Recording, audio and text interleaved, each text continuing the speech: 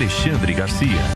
Bom, no dia seguinte à eleição, o que a gente constata é a repetição do que já foi demonstrado no primeiro turno.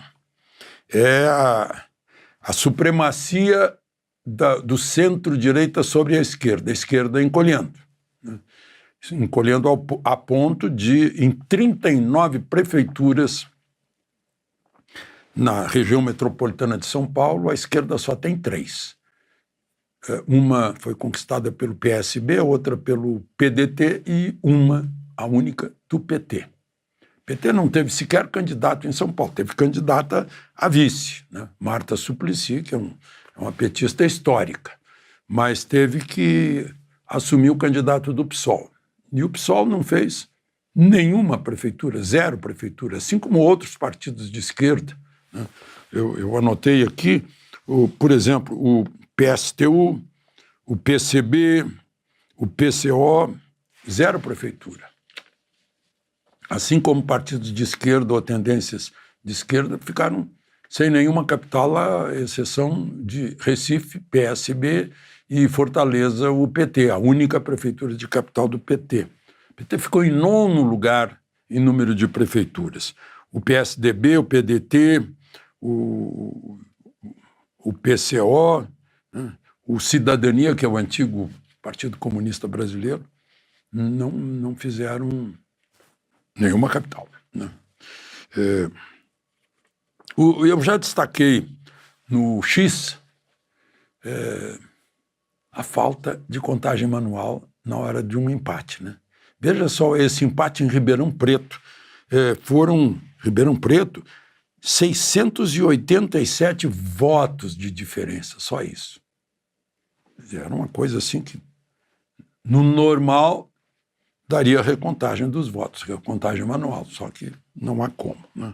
Também teve empate em Pelotas, empate virtual, diferença de 1.263 votos. E o de Fortaleza, né? Que foi 49,65 versus 51,35, algo assim. Né? Foi muito apertado também em Camaçari, Campo Grande, Olinda e Caxias do Sul.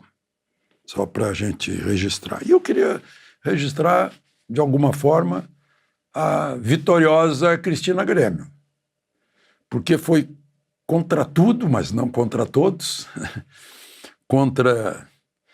Ela surgiu, não surgiu de diretório de partido político, de arranjo. Ela surgiu dela, da espontaneidade de achar que devia fazer alguma coisa por Curitiba. E sem partido, sem dinheiro, sem fundo eleitoral, boicotada pela mídia, e fez 43% dos votos no segundo turno. Do outro lado estava todo o esquema político, né? O vice-prefeito, que era o candidato, apoiado pelo prefeito Greca, apoiado pelo governador Ratinho Júnior, apoiado pelo todo o esquema que o avô deixou, Paulo Pimentel, né, ex-governador. Foi uma vitoriosa, sem dúvida. E demonstrou que pode haver candidato avulso. Né? Eu lembro do arrependimento de tanta gente hoje em dia, gente que conviveu com a candidatura do Enéas. Né? Acharam que era uma coisa estranha. E hoje em dia a gente vê como ele tinha razão, né, de tudo que ele previu nesse país. Outra coisa a registrar é a abstenção, foi alta. Né? Foi no primeiro turno, foi de 21%, agora é de 29%. Ou seja, pessoas que não foram votar porque o candidato dessas pessoas não foi para o segundo turno. Provavelmente isso. São Paulo, o Boulos chegou a ter menos voto que o total das abstenções. E perdeu feio para as abstenções. E outra coisa, né? Eu falei hegemonia do centro-direita, mais ou menos 2/3 para 1/3. Mais ou menos isso. Em 3, 2 centro-direita e 1 à esquerda, no seu amplo espectro.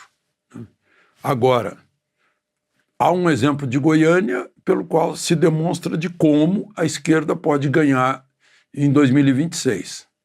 rachando a direita, o centro-direita. Goiânia, nesse momento, está um racha. Né? Caiado versus Bolsonaro,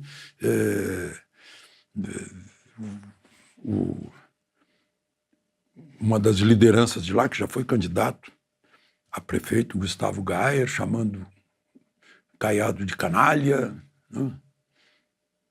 Muito emocionado, claro, emocionado por aquela invasão da casa dele pela Polícia Federal, 2 dias antes. Mas é o caminho do divide et impera dos romanos. Né? É só dividir o outro lado. E aí Goiânia é um exemplo. Né? Se quiserem perder a eleição, continuem ampliando as divisões de Goiânia. Aí entra de tudo. Né? Eu já ouvi gente dizendo, não, Caiado é de esquerda. Eu conheço Caiado, candidato, líder da UDR, União Democrática Ruralista, Caiado candidato em cima do cavalo branco, ainda jovem. Né? Direita, sim, Caiado, sem dúvida. Né? Agora teria que ter o cabeça fria como Tarcísio, pragmatismo. Né? Ganhou, ajudou o Nunes a ganhar a eleição. O PSD, que está com a maioria, que é o partido do Kassab, é um partido eminentemente de centro, centro-direita, não é centro-esquerda com o PSDB que está encolhendo. Né? Então, são lições que se tira. Né?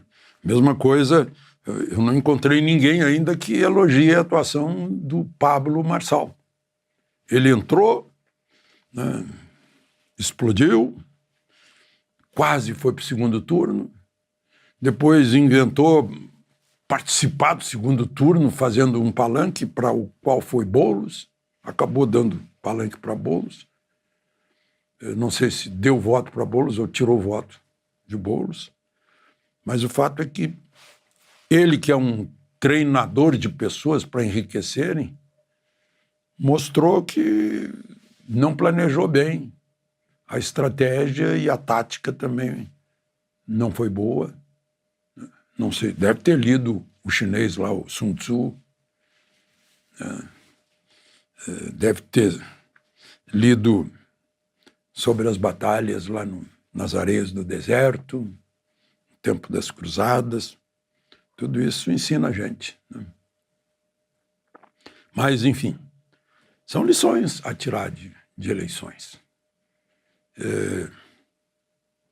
A maior vitória foi do Cícero Lucena, lá no segundo turno, 64%, lá na Paraíba.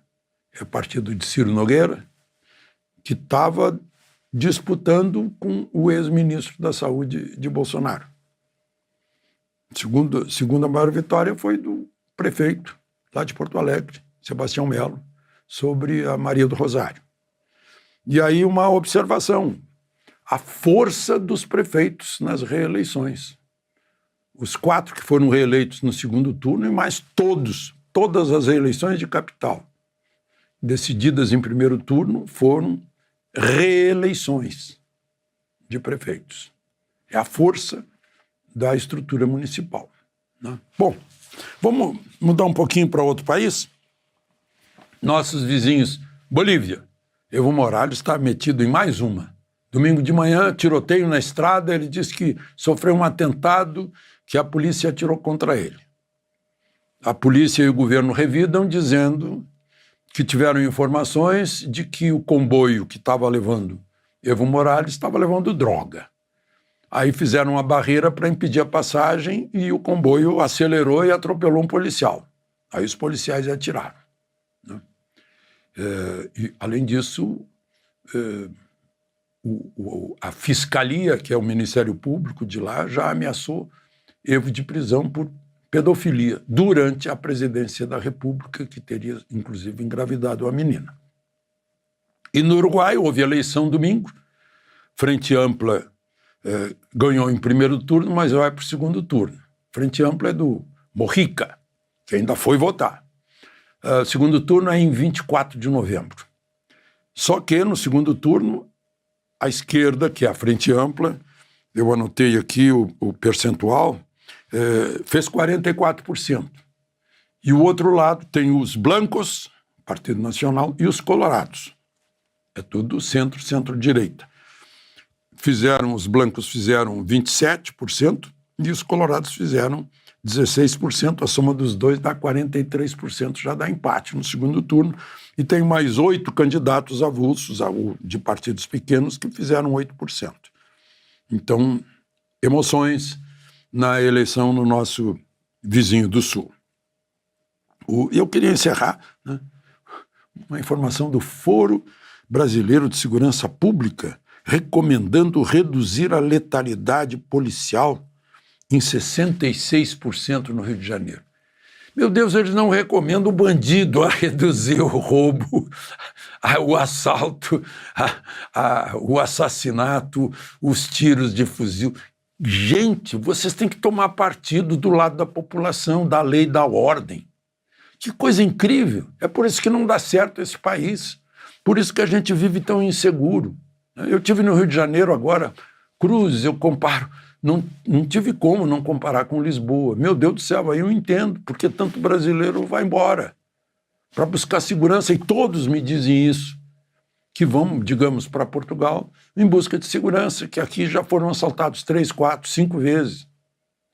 Aí se reúnem os intelectuais são contra os agentes da ordem, que, aliás, são até impedidos de agir por decisões de judiciário. É incrível. Não dá para o cidadão comum que paga impostos aceitar uma coisa dessas.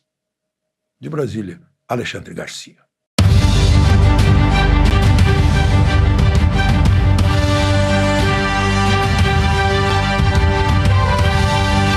A palavra final com Alexandre Garcia.